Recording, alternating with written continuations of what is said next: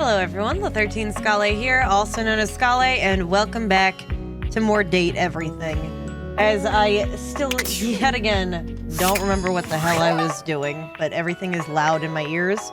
You guys can't see it, but just off camera, there's a video of Markiplier going because he's got his live stream going, and I want to support him. Just like, if you would like to help, I'm going to do a shameless plug, so just bear with me here. Just like, if you would like to help support me, you could watch through the ads on Twitch when I stream, which is like 98% of the reason I'm doing this. He's only got pre-roll ads. I turn mine on for like 3 minutes every hour just to make it so that this way nobody else has to deal with freaking pre-roll ads. But I gotta tell you, there's so many. I've seen so many like slide-in ads, and like granted, right now there's none, but I understand the concern now. This is why I try to just get it all taken care of at once. Anyway, what are we doing? Who are you people? What's happening? Who loves me? Who hates me? I don't remember. Okay, I still gotta work through whatever the heck is going on with Florence and Celia. I desperately want to finish their plotline, but I have no idea how to do that. Sign Florence into the Airway Army? Become co-mayors. How the hell do I, like, get in there and talk to Celia? Like, don't get me wrong, I would love to talk with Florence, but I feel like the story doesn't progress until I talk to Celia, and I don't know how one does that. Let's see, during a play. How the fuck do I get it? Speak with Florence about Airway? Do I have to go, where do I have to, what do I have to, who do I have to? Do you think if is that my ceiling? I don't know. Where would a play be performed? My own house.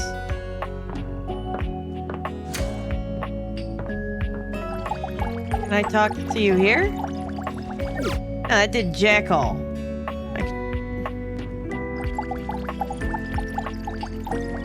That did jackal. Sorry. Ah. Okay, look, mouse. Can we get with the program? Allora. Kitchen tile floor? No. Do you have any ideas, Freddy? Because I got nothing. You, however, intrigued the hell out of me. I'm gonna keep talking with our angry kitchen attendant boy. Oh. Actually, I'm gonna talk to these two first. Because I don't think I can deal with talking to them often, but at least once a recording session probably wouldn't hurt. Once again, Harper and Dirk are going at it when you walk up on them. This time, Dirk is the one shouting. Laura, I was the one feeling bad for Dirk last time. Alright, let's see how this goes. You need to let go of this stupid Chappie thing. I'm not him, and I never will be. Oh yeah, that's not cool. I don't know anything about what happened, but if you are holding what happened to another person over the current person in your relationship, you need to work on that. Don't you dare say his name. You could never be him. And you need to get over whatever your hang-up is, sweetie. We need to have a conversation and sit down like grown adults. All right, if you want to be with Chappie so bad, go. Harper, you probably need that. Dirk deserves to be treated better. I envy him, to tell you the truth. He finally escaped from you. All right, well. Harper is stunned into silence, her lower lip quivering for a moment before she points a finger at the door and screams. No screaming, please. You know, by the way, before this fully gets into I'm very concerned. Because one of the background noises in my headphones went off, and I thought that, like, my phone was ringing. No. But I did put my phone on the charger at the same time that this game was loading up, and it says Team 17 when it loads up. So I thought that I put my phone on the charger, and that it said Team 17 as a result, and I thought my phone was becoming sentient. But no, I'm just dumb. Okay, fine. I'll get on with it. Get out! Get out and go do whatever it is you do when you're living your double fucking life! Oh, I'm getting flashbacks. Oh, I'm getting real big flashbacks. So I want to be entirely honest about something. And I please do not allow this to color how any of you feel about my wonderful fiance. When we were not mentally or emotionally in a good place and still had a lot of things to work out, and we were living in a living situation that was both psychologically, mentally, emotionally, and physically toxic to our healths, we did tend to fight like this.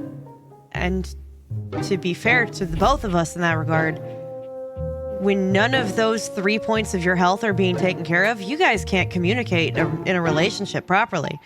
When there is black mold in your shower that is probably actively killing you, and the landlord won't do anything about it, and you're trying to go through all of your proper channeling, and you're still, being kept in limbo because of that, you're not focused on being able to properly communicate with your partner in a healthy dynamic. It's not great. It is 100% a problem. That does not excuse either of the things that either him nor I did to each other in this kind of a situation at all. It just explains why we couldn't communicate properly, especially because we were just beginning to figure out what our relationship was. Now we don't have that problem. Now we live in a completely different living situation. Our relationship is 100% healthy. We can borderline read each other's minds, which was actually something I thought was a toxic expectation to place on a relationship because I've been with the guy for so long. He can kind of start to figure it out, just, with little bits, but still not a healthy expectation for a relationship, just a nice little added bonus. Anyway, my point is, I've been there. I'm really glad I'm not there anymore. And when I read what she said, when I hear the way that she said it, a part of me goes back to thinking about that not mentally healthy person that I used to be who was unable to communicate in my relationship. And God, I want better for her. I want better for him. And God, I want to peel all the skin off my body and jump off a cliff into a lake. I can't wait to get out of here and not hear your shrill-ass voice! The flashbacks. That's what I do when I'm away from you, by the way. No. I just enjoy the goddamn silence! Yeah. Go enjoy your goddamn silence then, you fucking asshole! I think I need to go enjoy some goddamn silence. Thank you. I'm really sorry for those of you at home watching this. Yeah. I will! These people will be okay. Not necessarily continually with each other, but they will be okay. And eventually they're going to learn to communicate well, or I'm going to physically rip them apart and wash my damn clothes in Washford and maybe buy a new laundry basket. Dirk stomps away from Harper, stopping for a moment to look at you. He puts a hand on your shoulder, leaning in but still speaking loudly enough for Harper to hear. God damn it, Dirk. Get away while you can, buddy. Don't let her get her claws into you. Okay.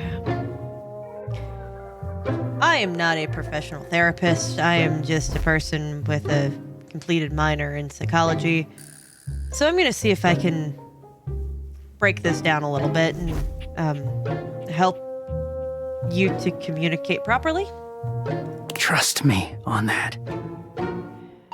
The snide comments, Dirk, are not helping. He walks away, flinching as Harper lets out a frustrated scream. The moment Really he's glad gone, that they didn't actually do Harper that scream. exhales, turning on a bright smile for you. Oh, God, the flashbacks. I need to go lay down, I think, after this. This is my first recording of the day. All right. I'm so sorry you had to hear that. Durkee just gets so grumpy sometimes. Okay, look. I agree with the fact that he was in fault in this. However, I don't like that the first thing that you did was, I'm sorry, shift blame to the other partner. Not, I'm sorry that you had to see me like that. I'm sorry that there was a lot of yelling. I'm none of the taking of the responsibility onto yourself. Just immediately, I'm sorry, shift blame. I have not yet seen him happy. Didn't he ask you not to call him that? You deserve... I have not yet seen him happy. Oh, he's happy all the time when no one else is around.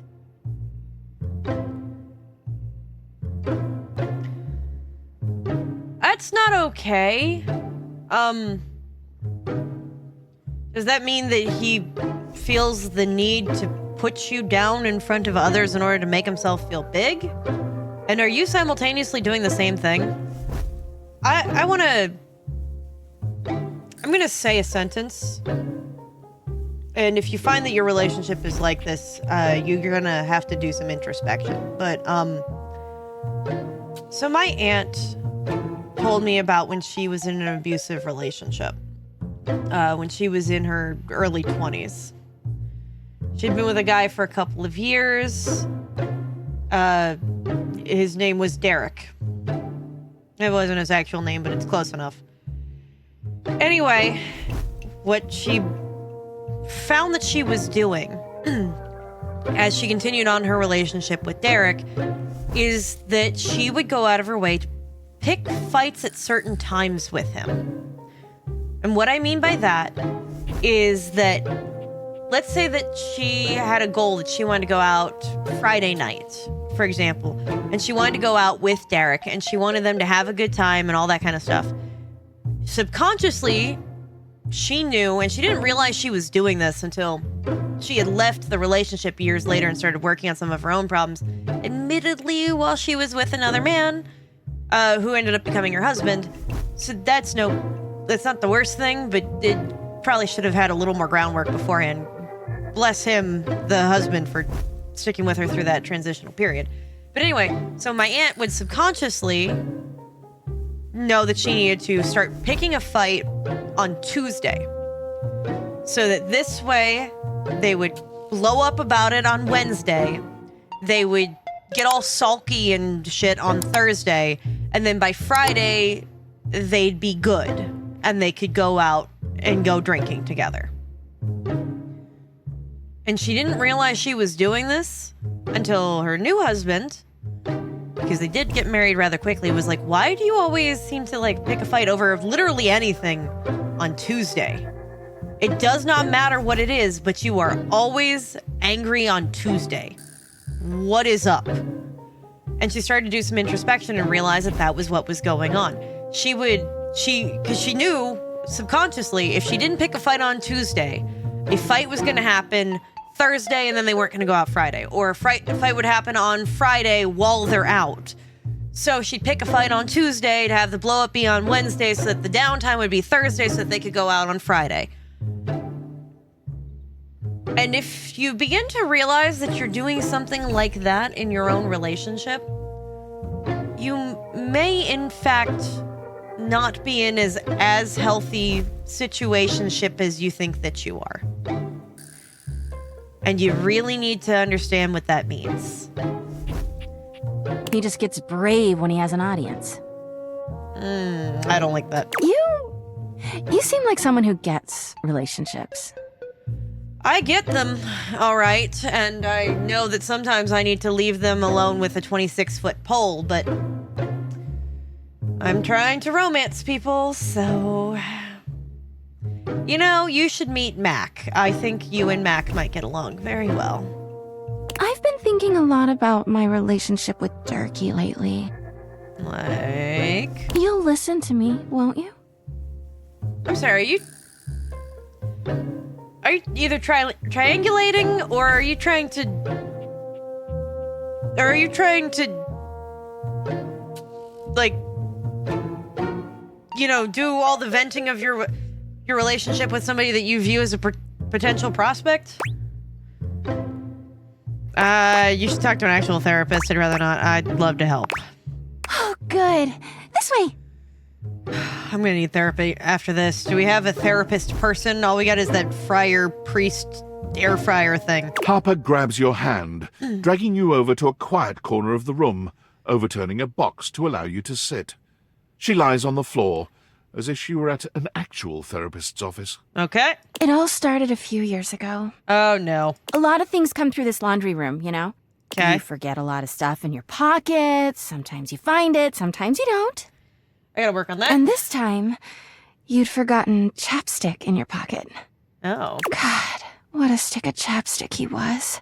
Oh. His name was Chappie, and he had the softest lips you can imagine. Okay, I'm emptying out all of my clothes before they go into my laundry hamper now as an adult. We spent weeks together. It was a real whirlwind romance. He started talking engagement towards the end, hoping maybe you'd forget a ring-shaped object in your pocket one of these days. Oh, yeah, I was looking for that chapstick for ages. Sorry, but the only rings in my pockets were candy rings or onion rings. Well, you found him again later. But I'm jumping ahead. Chappie had crawled back into the pocket of one of your pants. He liked the dark. It made him feel safe. Oh, he went through the washer, didn't he? Harper sniffles, growing silent for a moment. When she speaks, her voice is filled with emotion. And then you washed him. I'm sorry. Washford and Drysdale brought him back to me. I'll never forget it. And they couldn't help He it. He was melted. Oh, and Dirk threw that in your face, huh? She lets out a sob. Well, that's my fault. He wasn't the same after that. I tried to keep things going. Harper turns to you, sadness and anger in her eyes. But you threw him away! Oh. Well, yeah, he was melted. I'm sorry. I didn't know he was practically engaged. Or he. That doesn't make it better! No, but... You know. Anyway, ever since then, when Durkee gets washed by Washford and Drysdale, he leaves. And when he's up there in your closet, he pretends he doesn't know me. I've gone to see him so many times. I've cried and screamed and practically kicked his door down. Oh, that's not great. God, how did I not hear that? That does not sound healthy. Why does he ignore you? 'Cause he's a low-down, dirty cheater. I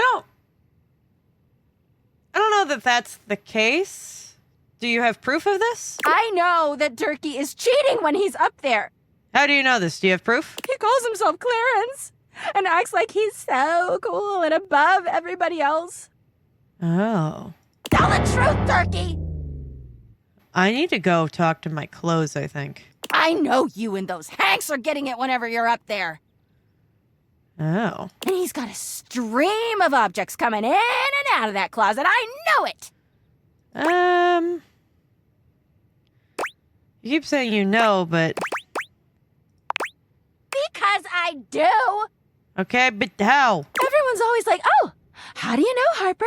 How are you so sure? She taps her temple. Hamper's intuition, honey. I know how nasty he is. I know he can't go that long without getting some. I think that you need severe help. You definitely seem to have trust issues, and they more than likely are my fault in some way, shape, or form. I think that we should go find you somebody that can help you reframe these trust issues you clearly have. Anyway, I've been thinking a lot about our relationship lately. Yeah, I see that. Obviously, I've done nothing wrong and never have. Okay, buddy. Whoa. Rein that shit back in. But I just love my Durkee so much. Even though he hurts me so.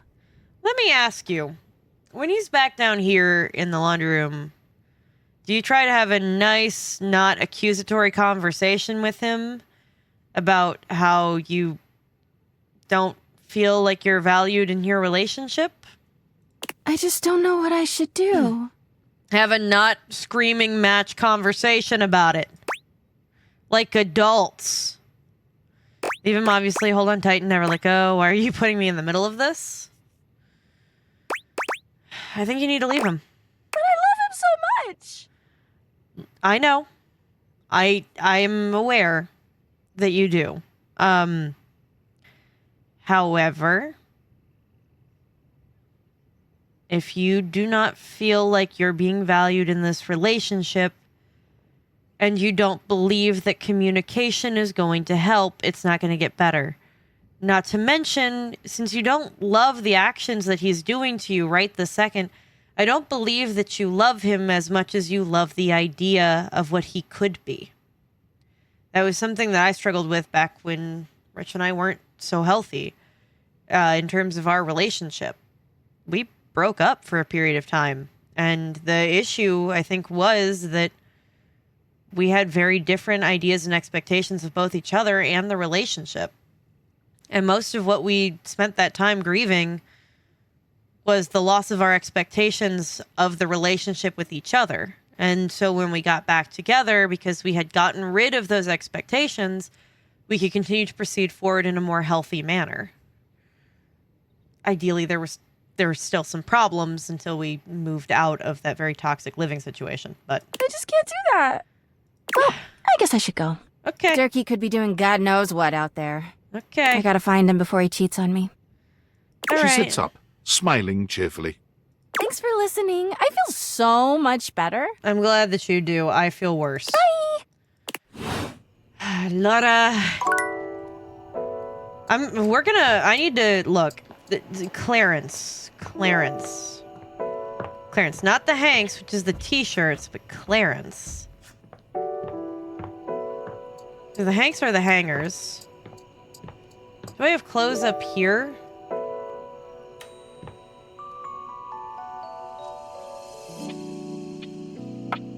I don't think I have any clothes up here.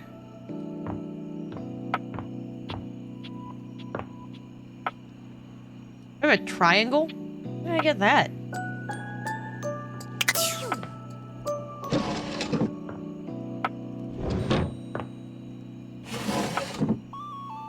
No?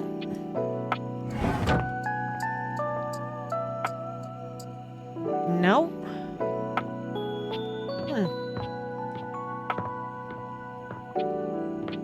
This is all sports stuff. I don't have any clothes up here, so I can't confirm for myself. Oh. The hell was that?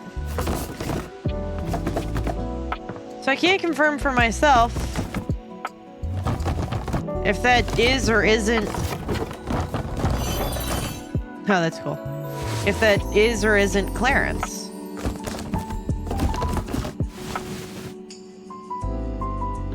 Huh. I got nothing on that one.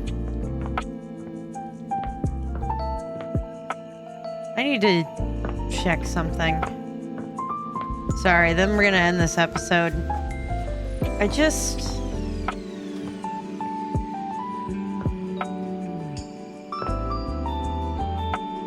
Oh, those are my lights!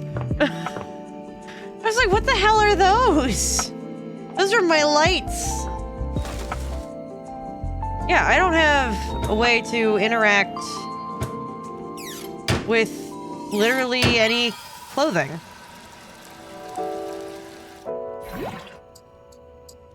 Ha! Alright.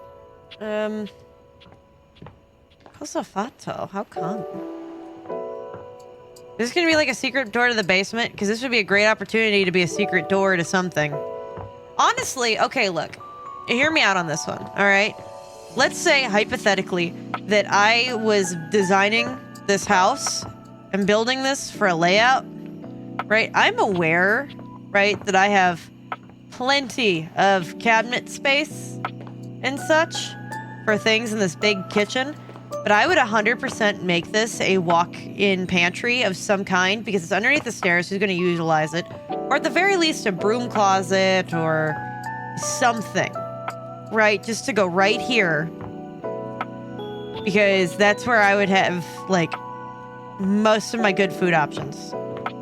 I could go... hell, this could be like a built-in china cabinet or something for when I have guests over. You know, just food for thoughts.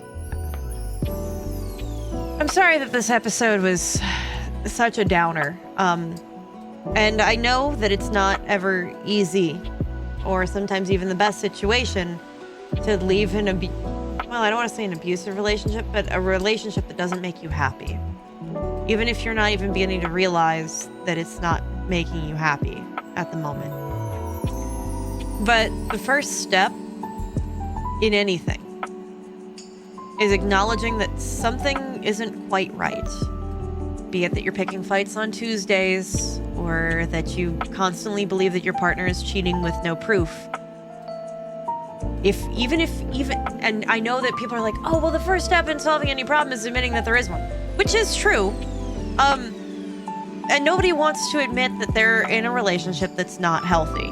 It doesn't even have to be abusive. It doesn't even have to actually be toxic. Just something is going on in the relationship that you are not happy with.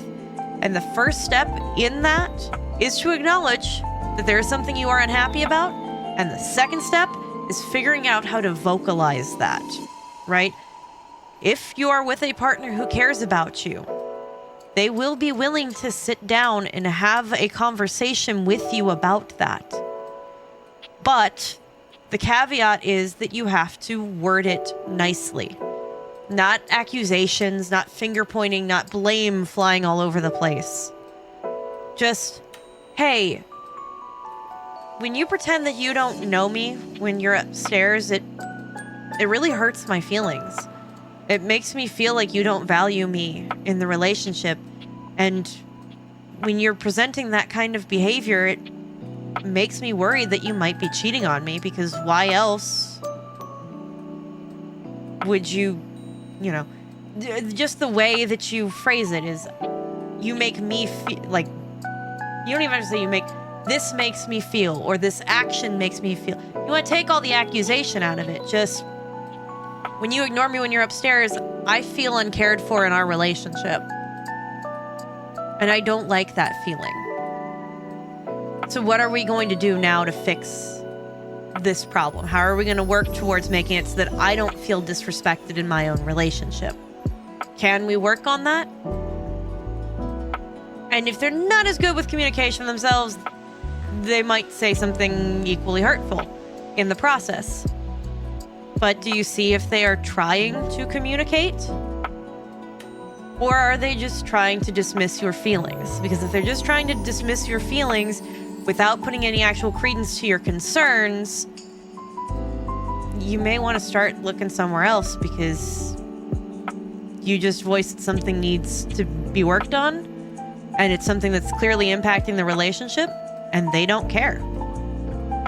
So, anyway, that's enough of my life lessons about relationships and all of the toxicity. I'll see you guys next time, where we hopefully talk about something a little more lighthearted. I'll see you guys in the outro. Hey guys, outro here.